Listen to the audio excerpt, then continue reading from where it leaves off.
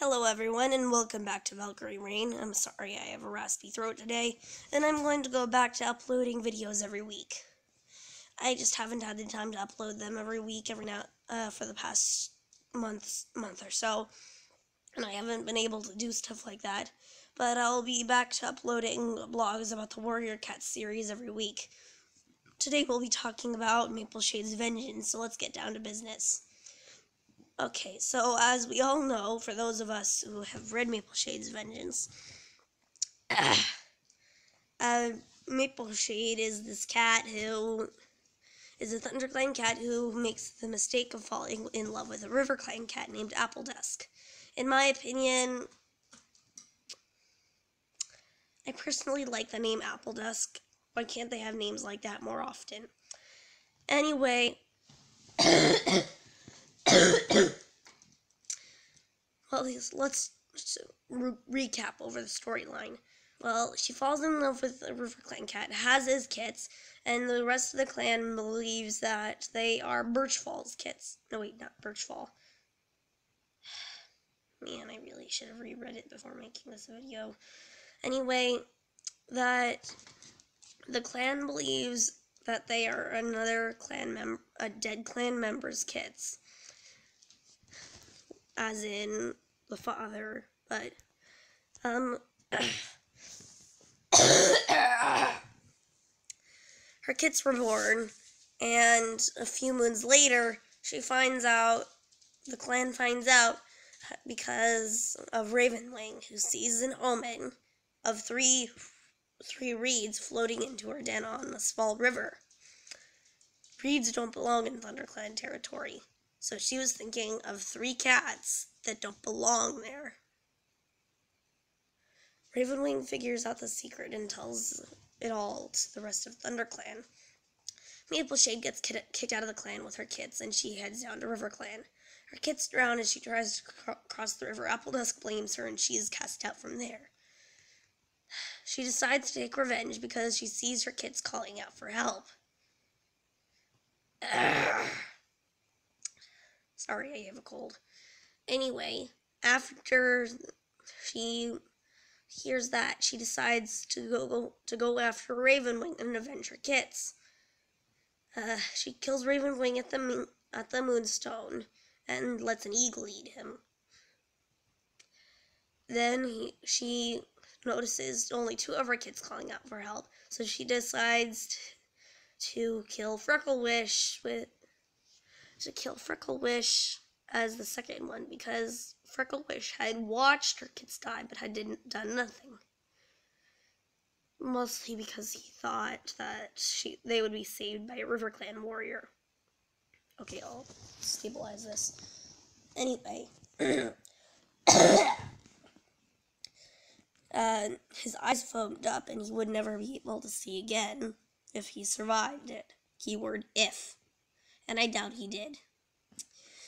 Later on, she sees her last kit calling out for help, and she decides to go kill another cat. For those of you who haven't read the story, I'll give you 1 guess, and 3 guesses, and the first 2 don't count. Yep, it's Appledusk. She goes, catches his apprentice hostage as bait, and kills Appledusk. His new mate, keyword new, is already expecting kits, and that infuriated Mapleshade because he said that she would be the only cat he ever loved. Anyway, now that she dies in a 2-leg nest, and it basically ends her story. Unless you talk about the other parts of the stories, like Crooked Star's Promise and stuff like that. Now let's go over some key points in the story. Okay, so first of all, with Ravenwing, when the other medicine cats buried him at the Moonstone and marked his grave with rocks, Mapleshade knocked over the rocks and let a hawk eat him because there was no honoring for her kits, and also because he got her kicked out of ThunderClan. Now, about her seeing her kits, I personally doubt that they were actually coming to her and calling out for help.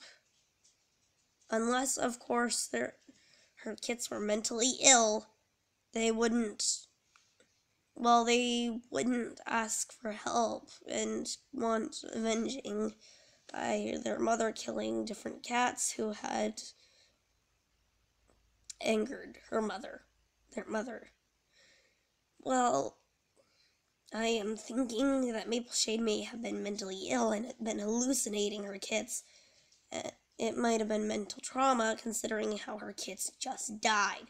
She was kicked out of her clan and rejected by the cat she had loved. So that might have caused a bit of mental trauma, causing her to hallucinate and think that her kids were calling for help, and make her think that she had to kill those cats to avenge them. But I'm thinking that she may have seen them and overreacted. Or maybe the kids just needed to go to StarClan and they were calling out for help and only one could go at a time. Thinking. Revelation. Okay, so here's my little stupid idea right off the top of my head. This wasn't actually in the script. Anyway,